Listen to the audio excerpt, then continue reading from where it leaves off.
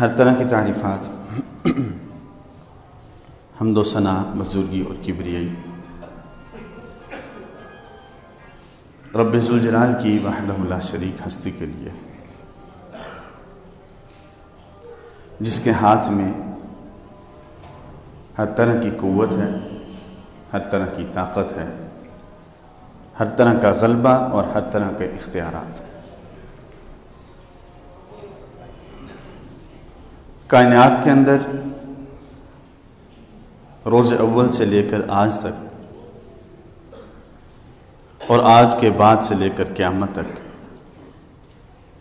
جو بھی ہونا ہے رب ذوالجلال کی مشیت اور مرضی کے مطابق ہی ہونا ہے۔ اس کی مرضی، اس کی مشیت کے بغیر کوئی تنکا بھی اپنی جگہ سے حرکت نہیں کرتا اور کوئی سوکھا پتا بھی شاخ سے ٹہنی سے گرتا نہیں ہے۔ اور اس کی مشیت ایسی ہے کہ جب چاہے وہ کسی چیز کے اندر اثر پیدا کر دے اور جب چاہے اس چیز کے اثر کو واپس لے لے۔ یہی چھری ہے جس سے ہم اپنی ضروریات پوری کرتے ہیں، پھل سبزیاں بھی، گوشت بھی ہم بناتے ہیں، لیکن یہی چھری تھی کہ جو رب ذوالجلال کی مشیت نہ ہونے کی وجہ سے اسماعیل کے گلے پر نہ چل سکی۔ ہر طرح کی شان و شوکت، ہر طرح کی تعریفات رب ذوالجلال کی وحدہ لا شریک ہستی کے لیے۔ ان گن درود و سلام رسول اللہ صلی اللہ علیہ وسلم کی ذات اقدس پر، ان کے اہل بیت پر، صحابہ رضوان اجمعین کے نفوس قدسیہ پر۔ نبی اکرم صلی اللہ علیہ وسلم صحابہ رضوان اجمعین کو لے کر بدر کے ایک کنارے پر پہنچ گئے، ایک جگہ پر پڑاؤ کر لیا، وہاں پر چشمہ ہے۔ حباب رضی اللہ تعالیٰ عنہ آئے اور بڑے ہی ادب سے آ کر کہنے لگے کہ یا رسول اللہ، آپ یہاں اپنی مرضی سے رکے ہیں یا رب ذوالجلال کی طرف سے آپ کو رکنے کا حکم ہے؟ نبی اکرم صلی اللہ علیہ وسلم نے فرمایا کہ نہیں حباب، میں نے اپنی مرضی سے یہاں پر پڑاؤ کیا ہے۔ حباب رضی اللہ تعالیٰ عنہ پہلے مشرک تھے، کئی مشرکین کی جنگوں میں حصہ لے چکے تھے۔ اپنی جنگی مہارت کا اظہار کرتے ہوئے کہتے ہیں یا رسول اللہ، میں یہ چاہتا ہوں کہ ہم مشرکین کے قریب ترین بڑے چشمے کے پاس جا کر ٹھہریں،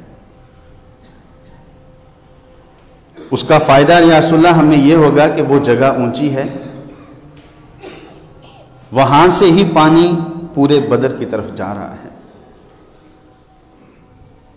ہم اس پانی پر قبضہ کر لیں گے اور باقی دوسری طرف جانے والے سارے پانی کو روک دیں گے۔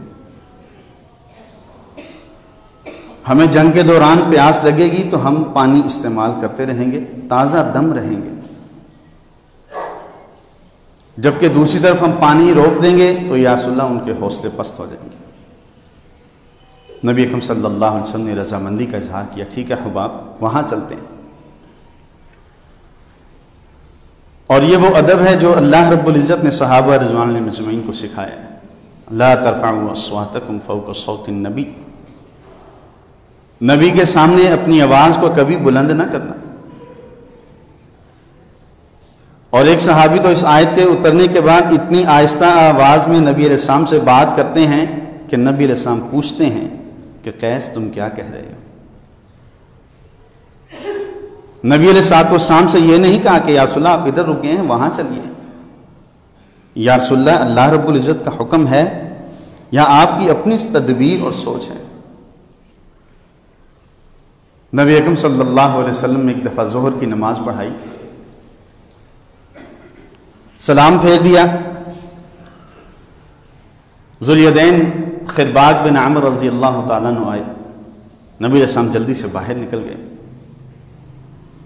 سارے صحابہ رضوان اجمعین خاموش ہیں، اپنی جگہوں پر بیٹھے ہوئے ہیں۔ خرباق رضی اللہ تعالیٰ عنہ آئے، نبی علیہ السلام کے پیچھے آ کر کہنے لگے یا رسول اللہ، اقصرت الصلاۃ ام نسیت.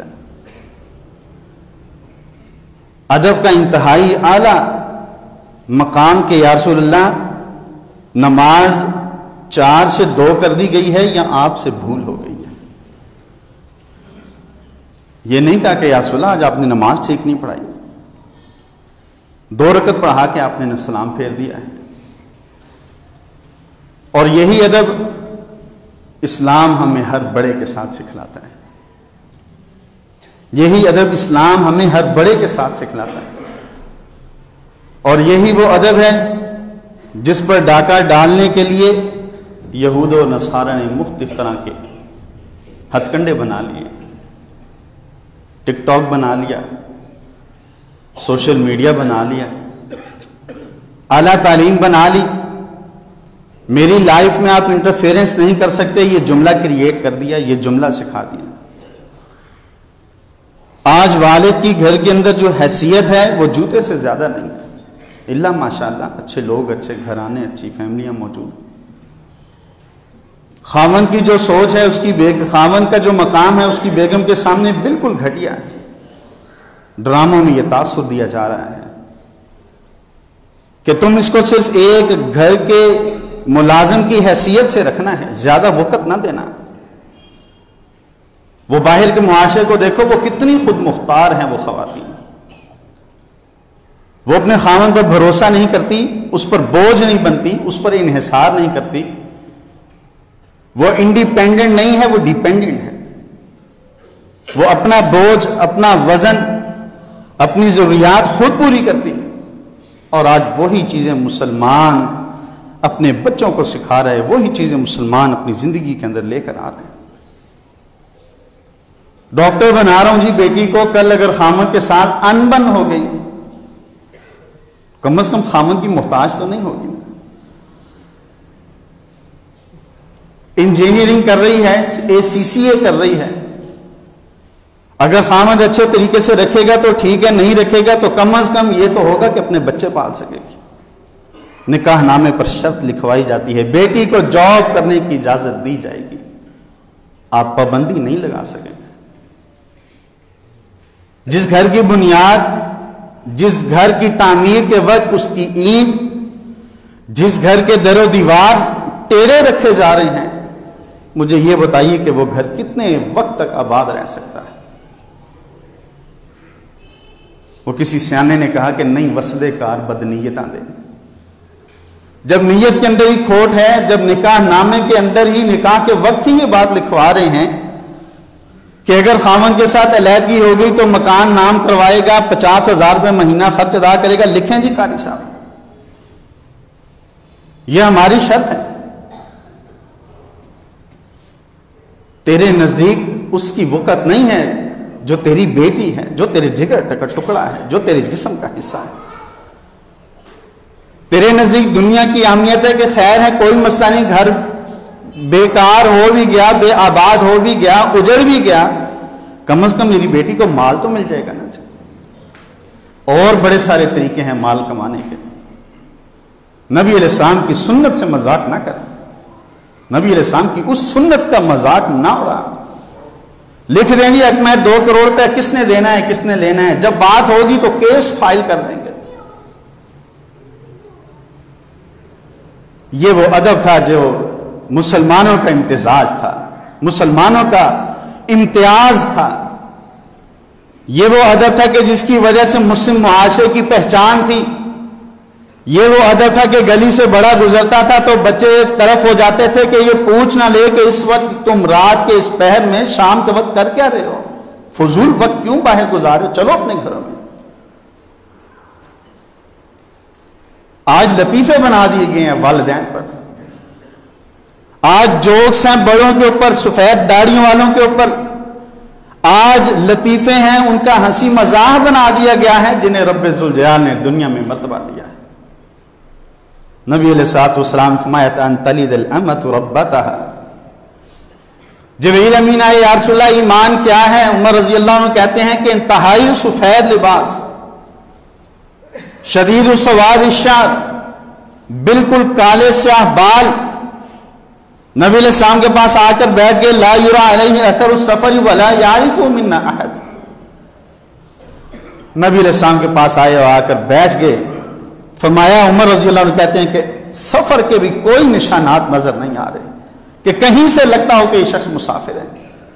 کپڑوں پر دھول بالکل بھی نہیں, بال پرا گندا بکھرے ہوئے بالکل بھی نہیں, جوتے کے اوپر کوئی مٹی بالکل بھی نہیں, چہرہ بالکل تازہ, کسی اعتبار سے نظر نہیں آتا کہ یہ شخص مسافر ہے. ولا یعرف منا احد, لیکن مقیم بھی نہیں ہے, مدینے کے رہنے والا بھی نہیں ہے, اس لیے کہ ہم میں سے کوئی بھی اس شخص کو جانتا نہیں ہے.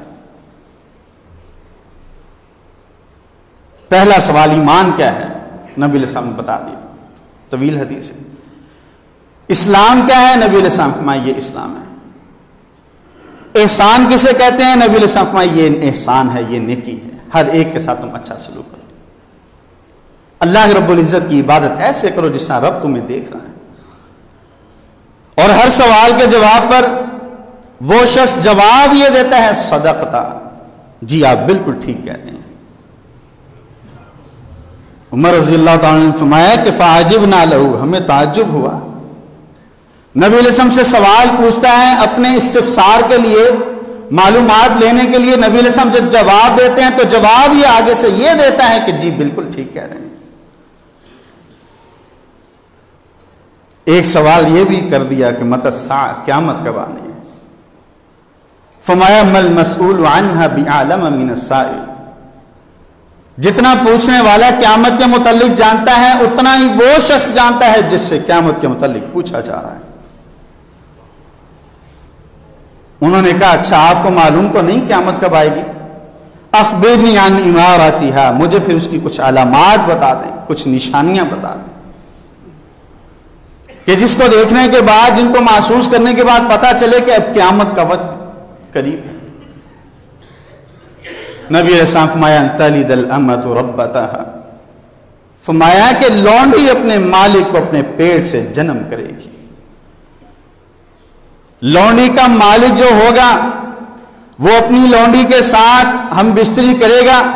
ہم بستری کے بعد جو بچہ پیدا ہوگا وہ اس کا بیٹا بھی ہوگا, اس کا مالک بھی ہوگا, اس کا حکمران بھی ہوگا. معاملات بالکل الٹ ہو جائیں گے. فرمایا دوست کی عزت ہوگی, والد کی کوئی عزت نہیں ہوگی. بیگم کو وقت دے گا, ماں کو بھول جائے گا. آج یہ وہی معاملات بنا دی ہیں اور ہم سوئے ہی رہ گئے, ہماری آنکھیں نہیں کھلی. ہماری آنکھیں اس وقت کھلیں گی کہ جب ہم بالکل اپنے گھروں سے اس طرح نکال دیے جائیں گے کہ جس طرح کوئی جانور مر جاتا ہے تو اس کو کھینچ کر گھر سے باہر پھینک دیا جاتا ہے. ہماری آنکھیں اس وقت کھلیں گی. آج ہم کہتے ہیں ایک ہی بیٹا ہے جی, آج ہم کہتے ہیں ایک ہی بیٹی ہے جی. ان کے لیے نہیں کماتے تو کن کے لیے کمانا ہے. نبی علیہ السلام سے بڑے ادب سے کہا یا رسول اللہ آپ اپنی مرضی سے یہاں رکے ہیں یا اللہ رب العزت نے آپ کو کہا ہے کہ یہاں رک جاؤ. نہیں حباب میں اپنی مرضی سے رکوں. یا رسول اللہ پھر میرا مشورہ ہے, میں جنگی میدان کی اسٹریٹجی کا, پالیسی کا, اس کے اندر ہونے والے معاملات سے بڑا باخبر ہوں, بڑا میرا تجربہ ہے. یا رسول اللہ میرا مشورہ ہے, میری رائے ہے, میں یہ کہتا ہوں کہ اگر آپ مناسب سمجھیں تو یا رسول اللہ اس چشمے کے پاس چلے جائیں. نبی علیہ السلام چلے گئے. رب ذوالجلال نے بارش برسا دی. مسلمان جس طرف تھے وہاں سے پانی بہہ کر نیچے آ گیا, نیچے کیچڑ ہو گیا. مسلمانوں کی جگہ جو تھی ریتلی جگہ, ریگستان نما وہ جگہ, ریت نرم تھی, رب ذوالجلال نے اس کو جما دیا, مضبوط ہو گئی. نبی اکرم صلی اللہ علیہ وسلم نے رات بسر کی اسی جگہ پر. نبی علیہ الصلوۃ والسلام جمعۃ المبارک کی رات ہے, 17 رمضان, 313 کا لشکر, اور نبی علیہ السلام ایک درخت کے پاس کھڑے ساری رات دعا کر رہے ہیں. ہذہ صابۃ, یا اللہ یہ وہ لشکر ہے جو 15 سال کی محنت میں تیار کیا ہے.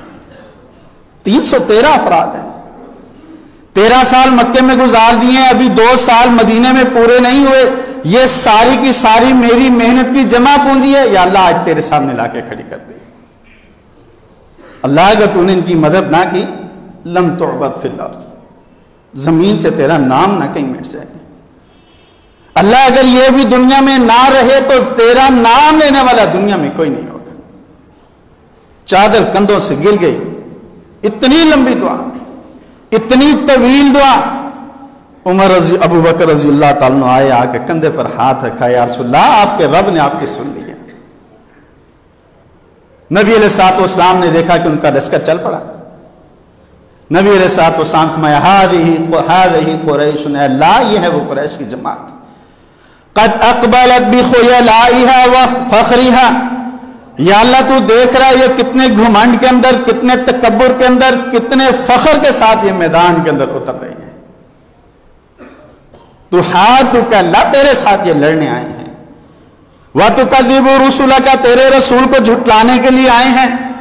اللہم فَنَصْرَكَ الَّذِي وَعَدْتَنِي، اللہ میں تجھ سے صبح کے وقت اس مدد کا سوال کرتا ہوں جو تو نے مجھ سے وعدہ کر رکھا ہے۔ نبی علیہ الصلوۃ والسلام نے یہ دعا کی، لشکر کو مرتب کر دیا۔ 313 افراد ہیں، کتنی صفیں بنی ہوں گی؟ نبی علیہ السلام فرمایا پہلی صف کے اندر وہ لوگ کھڑے ہوں گے جو نیزہ چلائیں گے، اگر ان کے گھڑ سوار قریب آ گئے، 600 گھڑ سوار ہیں، 1000 کا لشکر ہے، ادھر 313 ہیں، گھوڑے 2 ہیں۔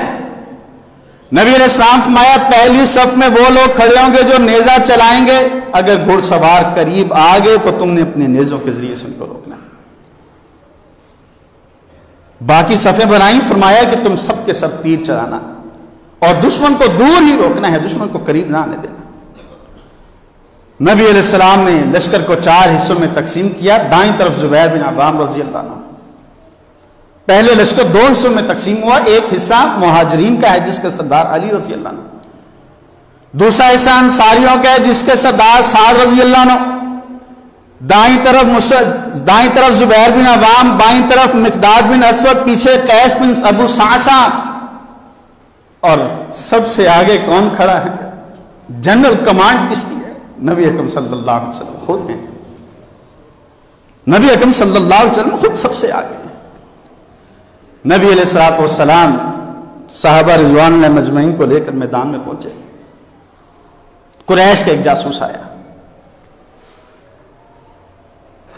وہب جمحی، آ کر گھوڑے پر سوار ہے، آ کر سب طرف چکر لگایا، چکر لگا کر جا کر ان کو اطلاع دیتا ہے کہ بڑے تھوڑے سے لوگ ہیں، بڑے ہی تھوڑے ہیں، لیکن ایک بات یاد رکھنا، مجھے تمہارے لیے کوئی خیر نظر نہیں آ رہی، لوگ بہت کم ہیں، تم نے مجھے جاسوسی کے لیے بھیجا تھا، میں ساری خبر لے کر آ گیا ہوں، بڑے تھوڑے ہیں، تعداد میں بڑے کم ہیں، لشکر کے اعتبار سے بڑی قلیل جماعت ہے، اسلحے کے اعتبار سے بڑے نہتے ہیں، لیکن ایک بات یاد رکھو کہ میرا مشورہ یہ ہے ان سے لڑائی نہ کرنا۔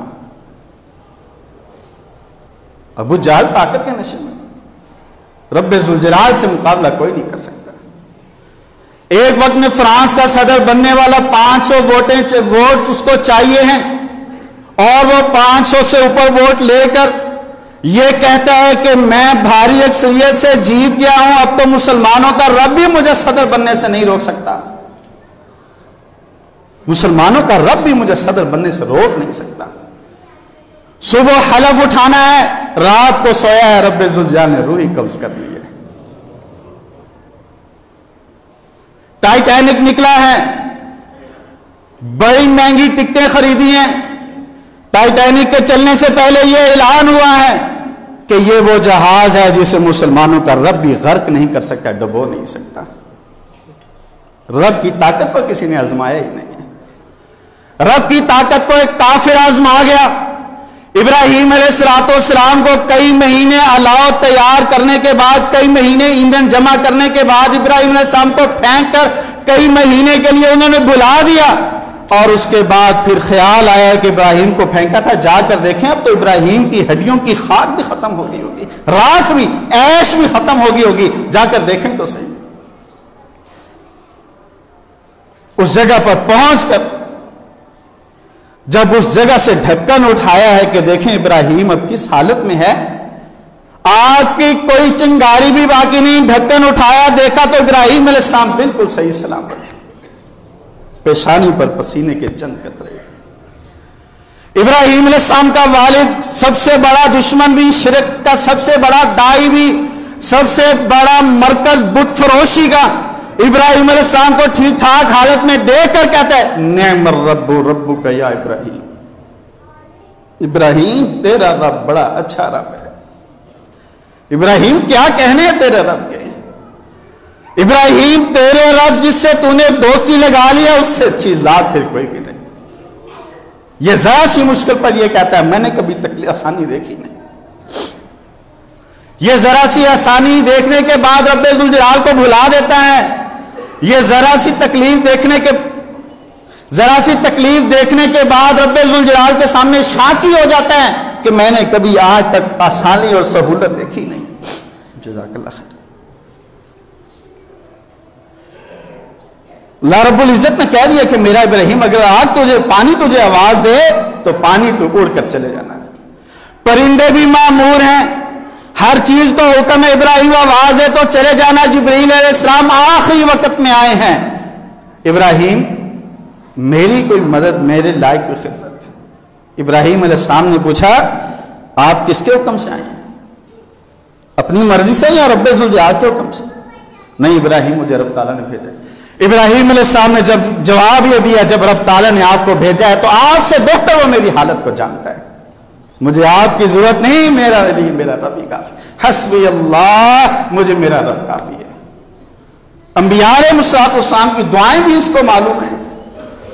وَنَادَى زَكَرِيَّا رَبَّهُ نِدَاءً خَفِيًّا وَاسْتَعْلَى الرَّأْسُ شَيْبًا، اللہ ہڈیاں کمزور، بال سفید ہو گئے، لیکن رب تعالیٰ تو اسباب کا محتاج نہیں ہے نا، تو بغیر صبر کے بھی اولاد دے سکتا ہے، تو نے تو مریم کو بغیر باپ کے بیٹا دے دیا تھا۔ ایوب علیہ السلام، ہر شخص، ہر نبی، ہر رسول رب ذوالجلال پر ایمان رکھنے والے کا یہ ایمان ہے کہ وہ دیر تو کر سکتا ہے لیکن کبھی اندھیر نہیں کر سکتا۔ اس نے ہاتھ پر کالا دھاگا باندھ لیا، فیروزہ پہن لیا ہے، اس نے تعویذ رکھے ہوئے ہیں، بیگم کے نام کا، بچوں کے نام کا، دکان پر، گھر پر، گاڑی پر جوتا لٹکا لیا، کراس روڈ گاڑی لیا جی 45-50 لاکھ روپے میں پڑ گئی، جوتا اس لیے لٹکا لیا نظر نہ لگ جائے، آپ بھی بڑے خوبصورت ہیں، اپنے منہ پر بھی ایک جوتا لٹکا لیں کہیں آپ کو نہ نظر لگ جائے، گاڑی بچ گئی، آپ برباد ہو گئے، گاڑی کا کیا فائدہ، ذرا اپنے سینے پر بہترین طریقے سے سجا لے ایک جوتا۔ رب تعالیٰ پر نظر ہی نہیں ہے، وہ کافر ہے، مشرک ہے، ابراہیم اپنا سگا بیٹا ہے، اس کا سب سے بڑا دشمن ہے، دیکھنے کے بعد کہتے ہیں نعم الرب ربک یا ابراہیم، ابراہیم تیرا رب بڑی طاقتوں والا ہے۔ سبحان ربک رب العزت عما یصفون۔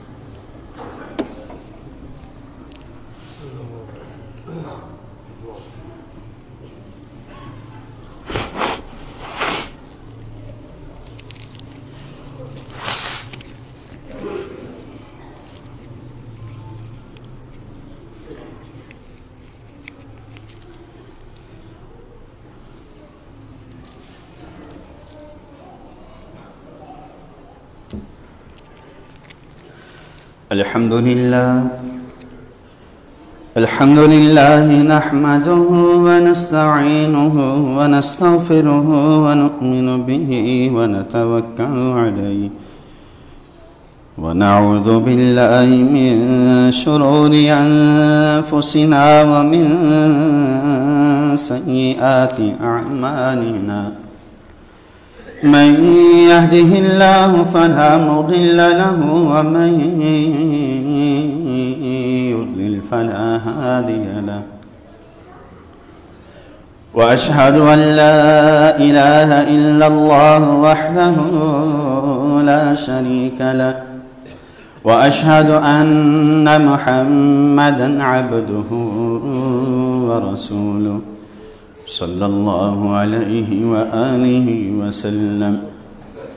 أما بعد فإن خير الحديث كتاب الله، وخير الهدي هدي محمد صلى الله عليه وآله وسلم وشر الأمور محدثاتها وكل محدثة بدعة وكل بدعة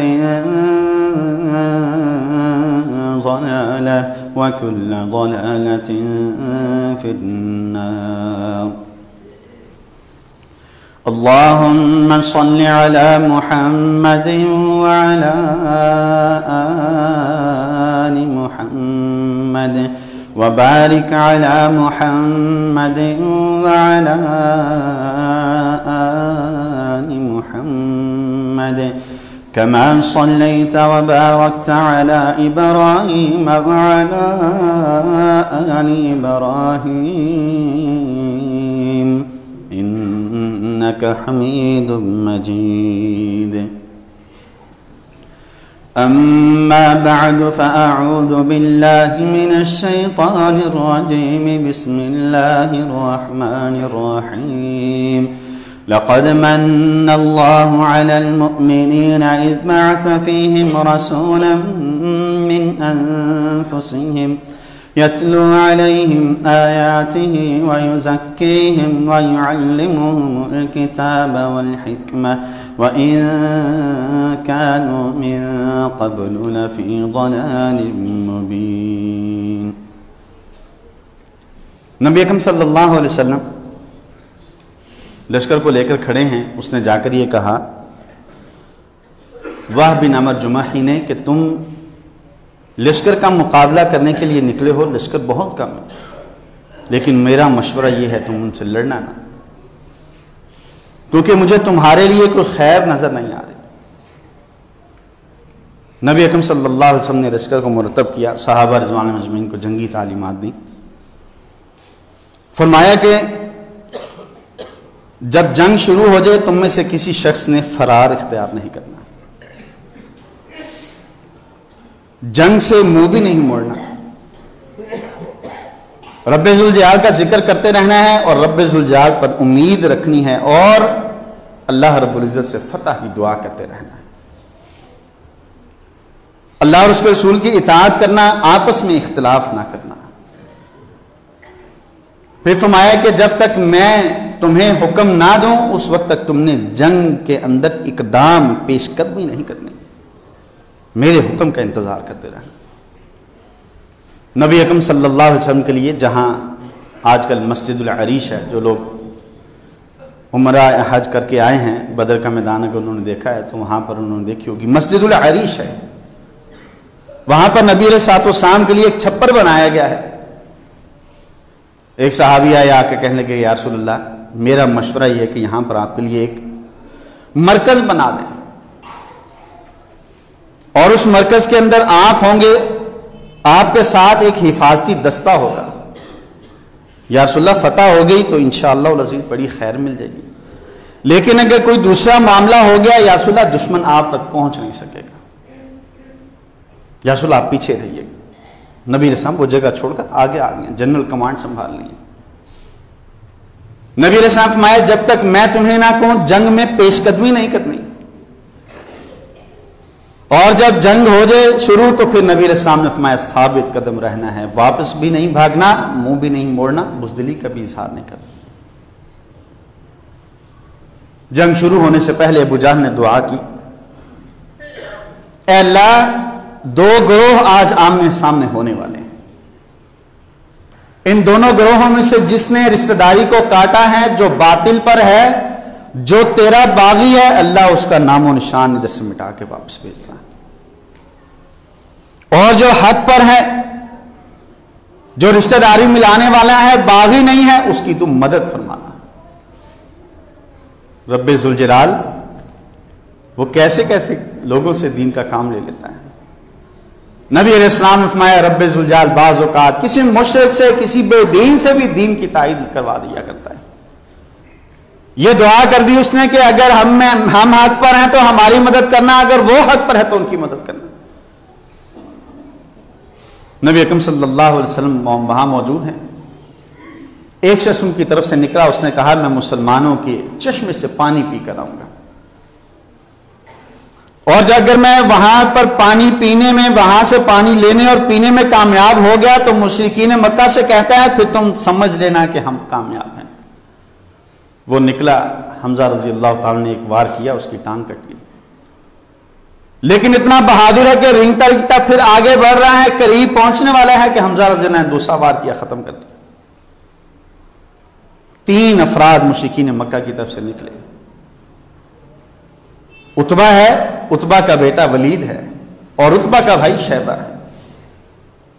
تینوں آئے, آ کر آواز لگائی ہمارا مقابلہ کرنے والا کوئی ہے؟ نبی علیہ السلام نے 3 صحابہ کو بھیجا, تینوں انصاری ہیں. نبی علیہ السلام فرمایا تم اٹھو جاؤ.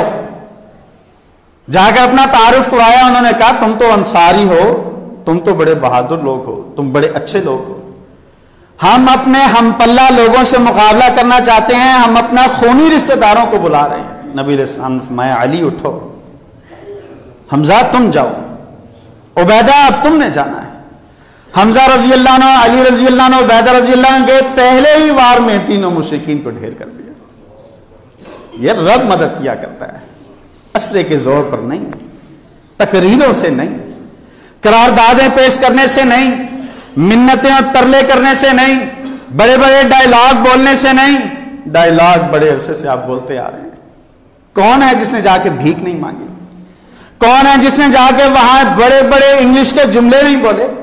کون ہے جس نے وہاں پر جا کر منتیں اور ترلے نہیں کیے؟ کون ہے جس نے وہاں پر جا کے یہ حوالہ نہیں دیا کہ 47 سے ہمارا یہ مسئلہ چلتا آ رہا ہے, آپ کوئی حل کریں؟ کوئی حل نہیں ہے. بغیر پرچی والے بھی آئے ہیں, پرچی والے بھی آئے ہیں, فی البدی انگلش بولنے والے بھی آئے ہیں, جنہیں پڑھا کر بھیجا گیا وہ بھی گئے ہیں, لیکن کچھ نہیں ملا. ملنا اسی طرح سے کہ رب ذوالجلال کا نام لے کر کھڑے ہو جاؤ کہ صبح تک اگر تم نے مقبوضہ کشمیر سے کرفیو نہ ہٹایا تو ٹھیک فجر کی نماز پاکستان کی فوج مقبوضہ کشمیر میں ادا کرے گی انشاءاللہ. 82واں دن ہے آج, 82واں دن ہے. 4 گھنٹے بیماری کے عالم میں 4 گھنٹے بستر پر نہیں لیٹا جاتا. 4 گھنٹے کیا کر لیا ہم نے تقریروں سے, کیا کر لیا قرارداد مذمت سے, کیا کر لیا ہم نے بار بار وہاں پر جا کر ان کی منتیں کرنے سے. پہلے ہی وار میں تینوں آدمی ڈھیر. ابو جہل شدید پریشان. میں 2-3 منٹ اوپر لے کر ختم کرتا ہوں, پھر اگلے جمعے میں انشاءاللہ بدر کے بعد کی بات ہوگی. شدید پریشان. یہ تو بالکل کایا پلٹ. عمر بن وہب جمحی کی بات یاد آ گئی.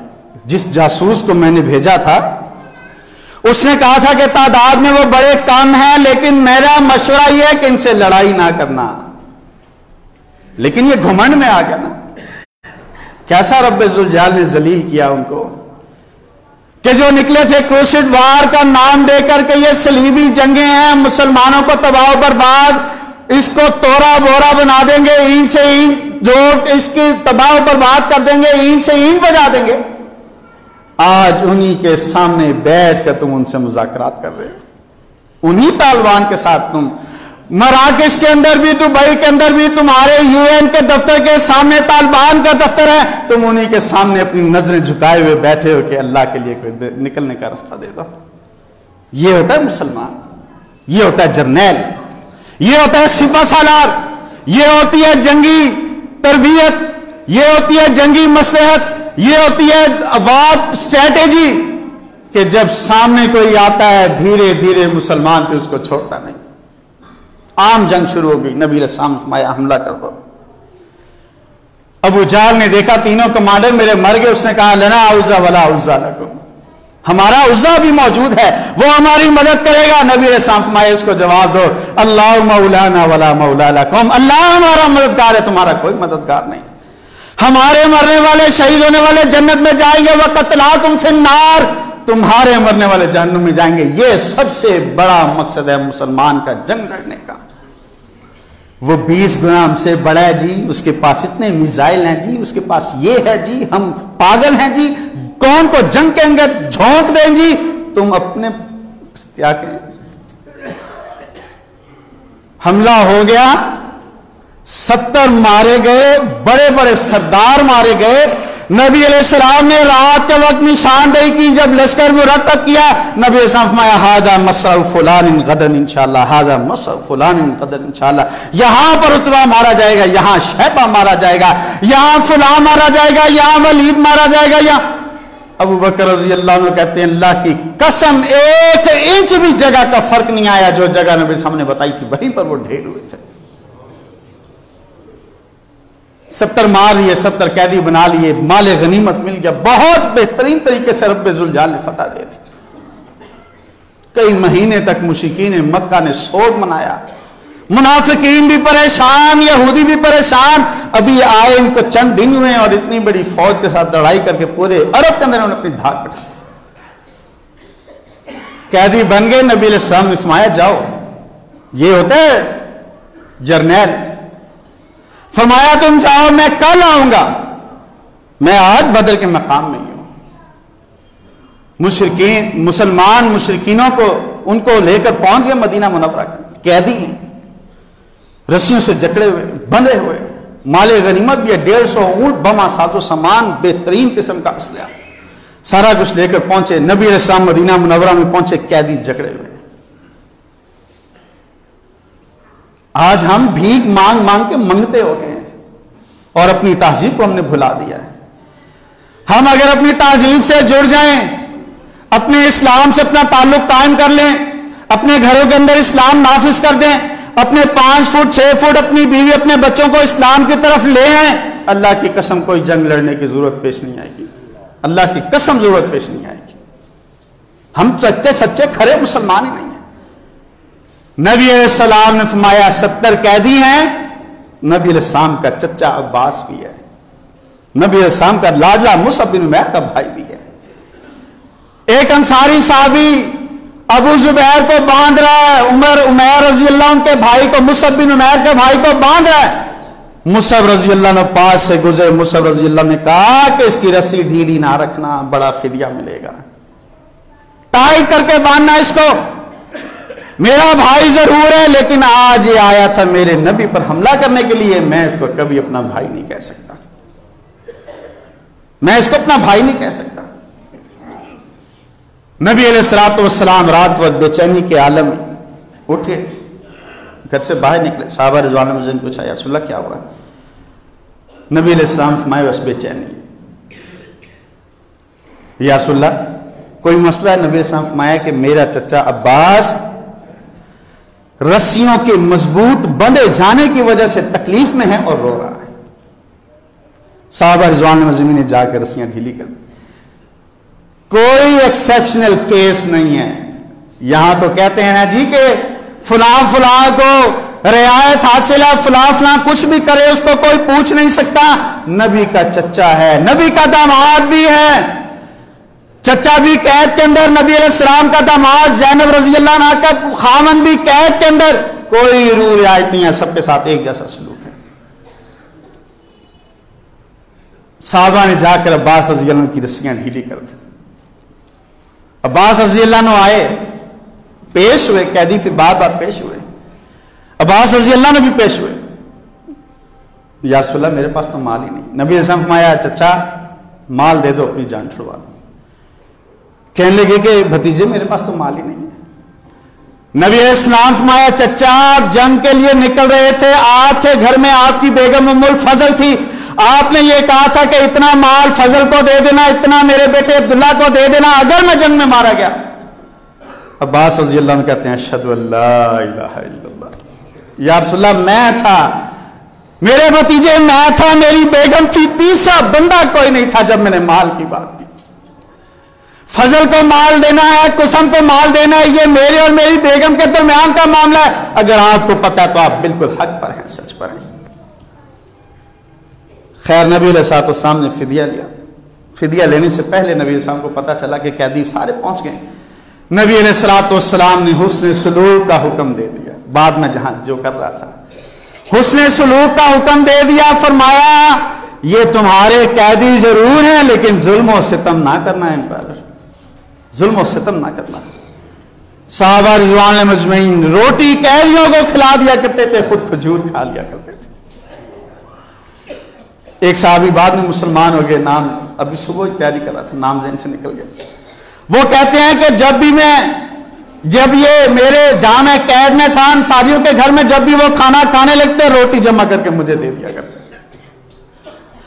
مجھے شرم آتی، میں کہتا میں تمہارا قیدی ہوں، میں تمہارے خلاف لڑنے آیا تھا، میں نے تمہارے خلاف تلوار اٹھائی ہے، میں نے لشکر کا حصہ بنا ہوں، میں نے لشکر کا ساتھ دیا ہے، تم مجھے روٹی دیتے ہو، مجھے شرم آتی.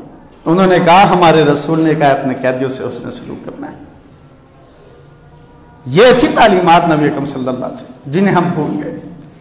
یہاں پر بدر کا معرکہ ختم ہوا. انشاءاللہ اس کے بعد اگلے جمعۃ المبارک میں بدر کے بعد کیا ہوا؟ اللہم انصر الاسلام والمسلمین، اللہم اعز الاسلام والمسلمین، اللہم اذل الشرک والمشرکین. اللہ اسلام اور مسلمانوں کی پوری دنیا کے اندر مدد فرما. اللہ اسرائیل کو، امریکہ کو، ہندوستان کو، ان کا ساتھ دینے والوں کو تباہ و برباد فرما دے. اللہ جو مسلمانوں کے دشمن ہیں، اللہ جو مسلمانوں کے دشمنوں کا ساتھ دینے والے ہیں، اللہ وہ غیر مسلم ہیں یا مسلمان ہیں، اللہ ان کو ذلیل و رسوا کر دے. اللہ تمام بیماروں کو شفا کاملہ عاجلہ عطا فرما. اللہ ہم بہت گناہگار ہیں، سیاہکار ہیں، اللہ ہم تیرے باغی بھی ہیں، اللہ ساری نافرمانیوں کے مرتکب ہوتے ہیں. وَلَيْسَ بِنَا غِنَىٰ عَن فَضْلِكَ، اللہ لیکن تیری رحمت کے محتاج ہیں. ہمارے گناہوں سے صرف نظر کر کے ہمیں رحمت کی بارش عطا فرما دے. اللہم اغثنا، اللہم اغثنا، اللہم اسق عبادک وبہائمک وانشر رحمتک واحی بلدک المیت. اللہ ہم تیری مخلوق ہیں، اللہ تو ہم پر اپنی رحمت کی بارش نازل فرما. اللہ ہمیں بھی پانی پلا، اپنے چوپایوں کو بھی پانی پلا. اللہ وہ زمین جو مردہ ہو چکی ہے اللہ تو اس کو بھی پانی پلا دے. بھائیوں نے بیماروں کے لیے دعا کی درخواست کی ہے. ہمارے دوست ہیں افضل صاحب، مولانا افضل صاحب، ان کے والد صاحب ہمارے ادھر نمازی ہیں فضل صاحب، ان کی افضل صاحب کی والدہ کو فالج کا اٹیک ہوا ہے. جتنے بھی بیمار ہیں رب عزوجل سے دعا کریں اللہ تعالیٰ تمام بیماروں کو شفا کاملہ عطا فرمائے. سبحان ربک رب العزت عما یصفون.